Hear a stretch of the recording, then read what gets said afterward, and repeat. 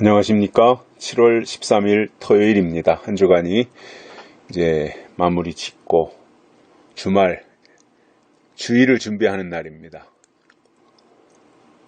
세상 사람들은 토요일, 일요일 이렇게 연결해서 여행을 다니고 놀러 다니는데, 우리는 하나님의 사람들은 토요일이 주일을 준비하는 날입니다.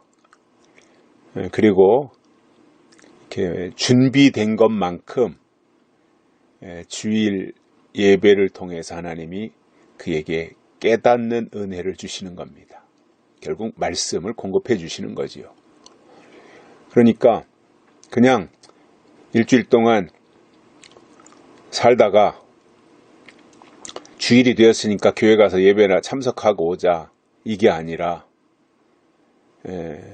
우리에게 주일은 하나님의 생기를 공급받는 날이라고 해서 이날 주일이 중요한 겁니다. 오늘은 그 주일을 준비하는 날, 더 의미가 있는 날이잖아요.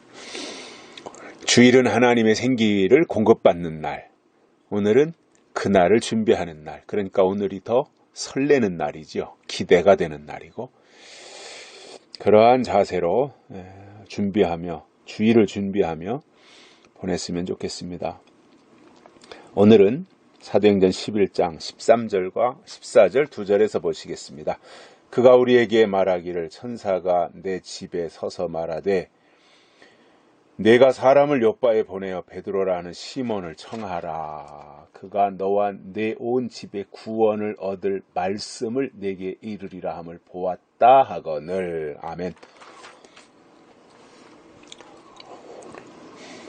사도행전 10장, 11장은 고넬료 가정이 어떻게 구원받게 되었는가 하는 내용입니다.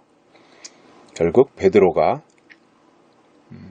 고넬료 집에 신방하게 되고, 그리고 거기에서 하나님이 예비한 역사들이 일어났던 거지요.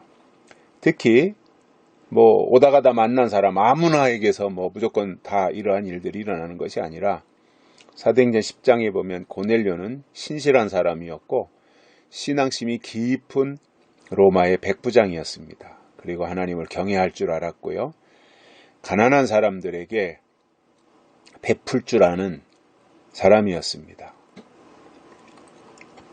그러나 아직 하나님을 만나지 못했던 사람이지요. 신실하긴 했지만 하나님을 만나지 못했던 사람인데, 어느 날 천사가 나타나서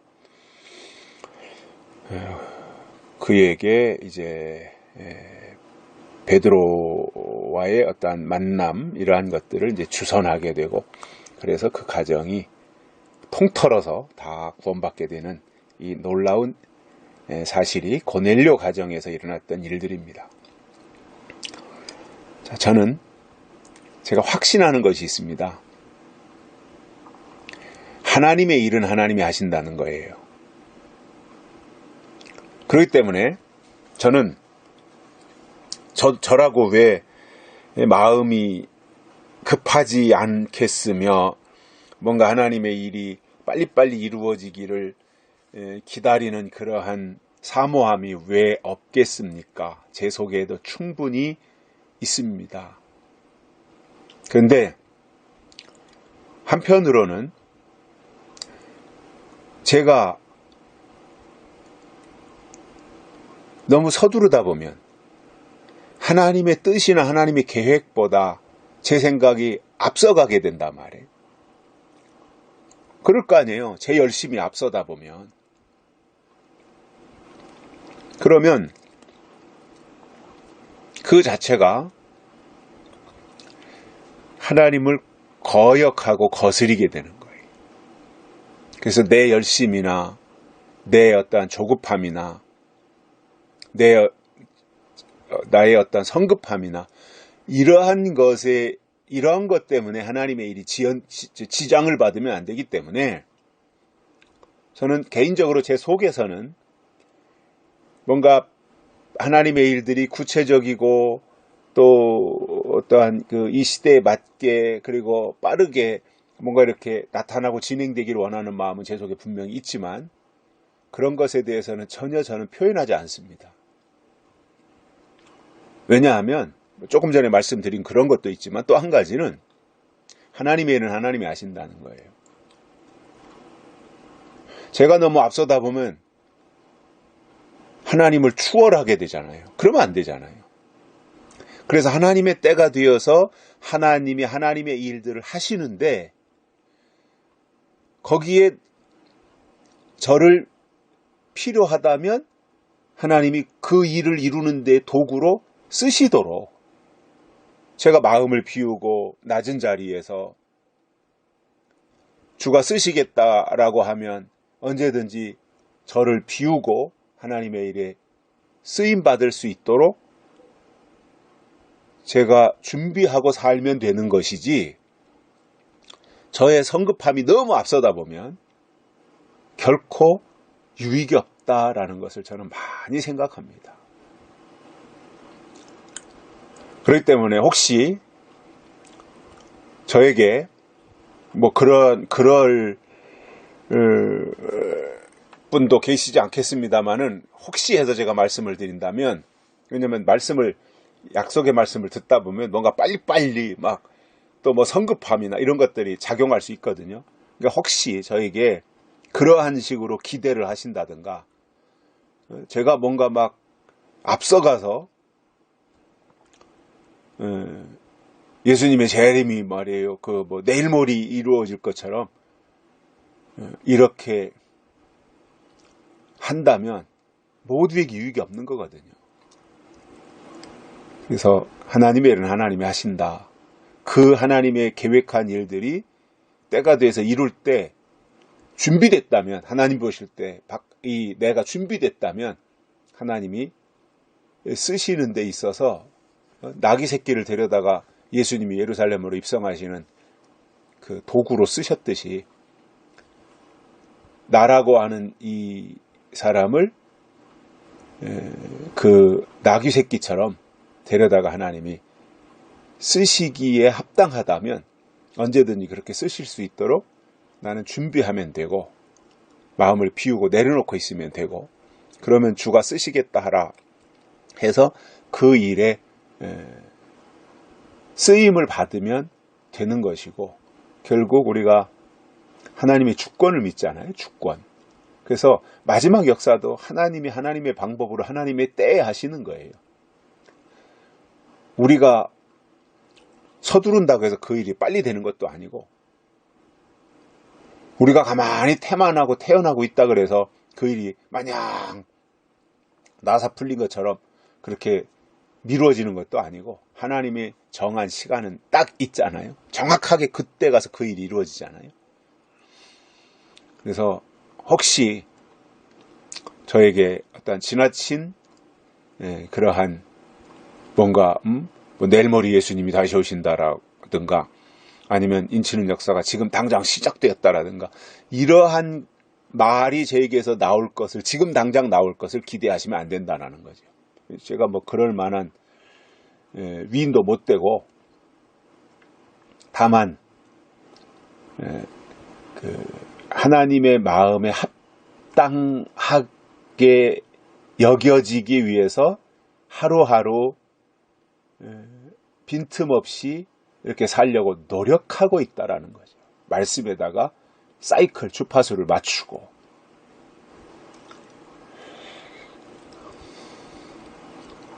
자, 왜 제가 이 말씀을 드리냐면 고넬료라고 하는 사람 준비된 사람이었어요. 그러나 아직 하나님을 만난 경험은 없었어요. 근데 베드로를 통해서 베드로를 그 집에 보내셔가지고 하나님이 고넬료를 영적으로 깨우셨고 그리고 그로 하여금 하나님의 일을 할 수 있도록 세워주셨다라는 거예요. 그래서 고넬료처럼 우리가 늘 신실하게 사는 게 중요해요. 뭐 누구한테 보여주기 식으로 뭐 이렇게 하는 게 아니라 신실하게 평소에 하나님의 사람으로 사는 거 이게 중요해요. 고넬료는 그랬어요. 그러다 보니까 그 집안의 하인들에게까지 다 존경을 받았던 것이 고넬료이고, 고넬료가 베드로를 맞이하고 다 가족, 집안 식구들, 종들까지 다 불러 모을 때 이유 없이 다 거기에 참여하고 베드로를 통해서 말씀을 받고 성령을 받고 할 수 있었던 것은 고넬료가 평소에 집안 사람들, 하인들, 또 주변 사람들과의 관계를 매우 잘했다는 것을 볼 수 있어요. 이게 굉장히 중요한 겁니다.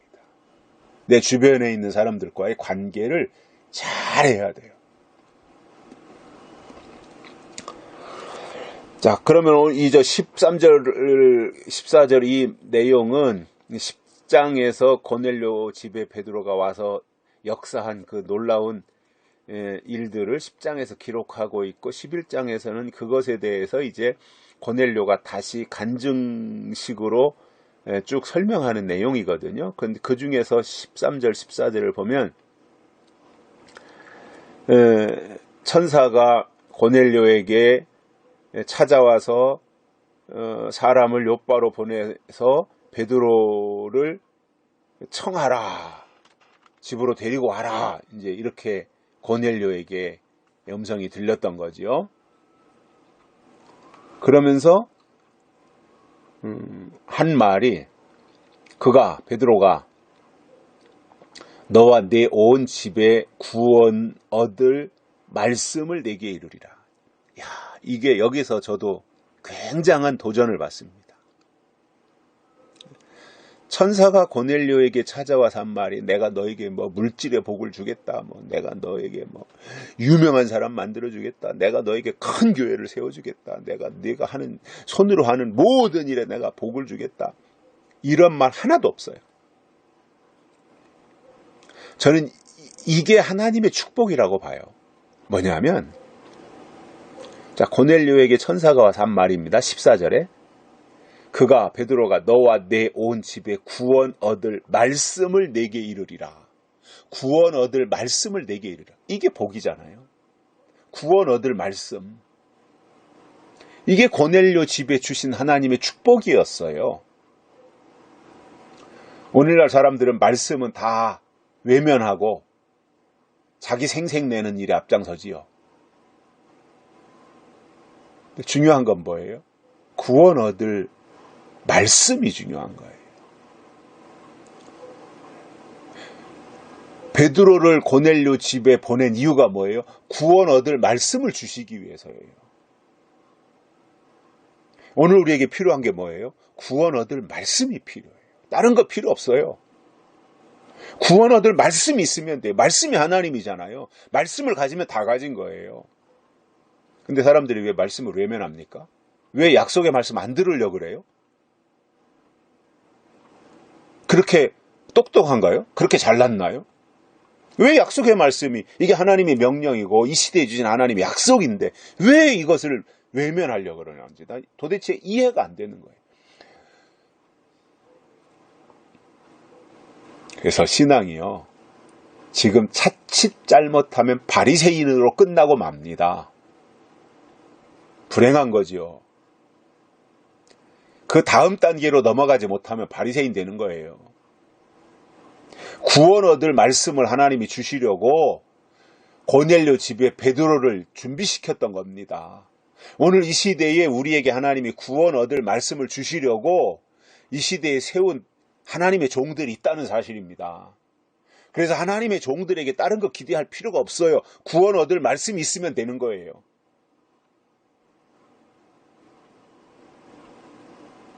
그리고 하나님의 종들은, 진짜 하나님의 종들은 기사와 이적을 행하려고 할 필요도 없어요. 사람들에게 잘 보이려고 할 필요도 없어요. 내가 이렇게 말하면 저 사람이 어떻게 생각할까? 이런 거 생각할 필요가 없어요. 정말 하나님의 종들이 취할 태도가 뭐냐? 구원 얻을 말씀이 그 입을 통해서 나오면 돼요. 베드로처럼. 왜? 그게 하나님의 종을 보낸 이유이기 때문에 그래요. 그리고 받는 입장에서 구원 얻을 말씀이 그 종의 입에서 나오면 그게 전부예요. 다른 거 기대할 필요가 없어요. 구원 얻을 말씀이 나오면 그게 전부예요. 근데 요구가 너무 많잖아요. 이것도 잘해야 되고 저것도 잘해야 되고 이것도 해야 되고 저것도 해야 되고 뭐 요구사항이 너무 많잖아요. 뭐 다 잘할 수 있으면 좋지만 또 목회라고 하는 것이 탤런트이기 때문에 종합예술이기 때문에 뭐 이것저것 다 잘할 수 있으면 굉장히 좋겠지요. 그러나 가장 중요한 게 뭐냐는 거예요. 다른 건 못해도 중요한 이건 해야 되잖아요. 구원 얻을 말씀이 있어야 되는 거잖아요. 그게 있고 다른 거 못하는 것은 상관없어요. 그런데 다른 건 다 갖춰졌는데 구원 얻을 말씀이 없다면 그건 의미가 없잖아요. 그건 거짓 선지자죠.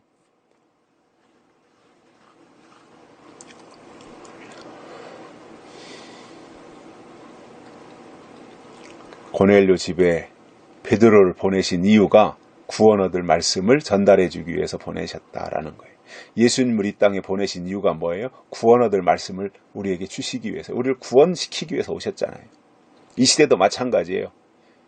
계시록을 통해서 예언의 말씀, 약속의 말씀을 우리에게 주시는 이유가 뭐겠어요?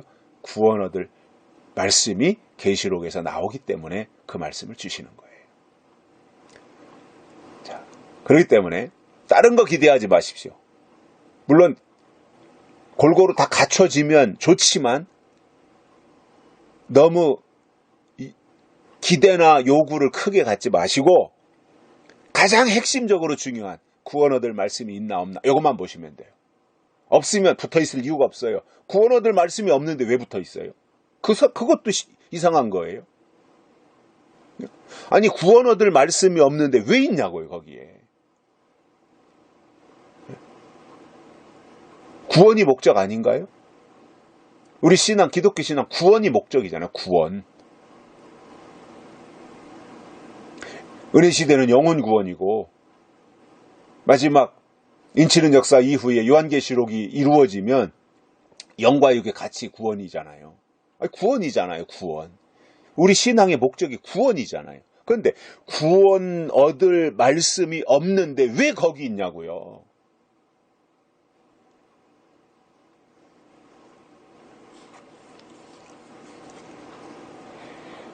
여기까지 하겠습니다. 오늘은 고맙습니다.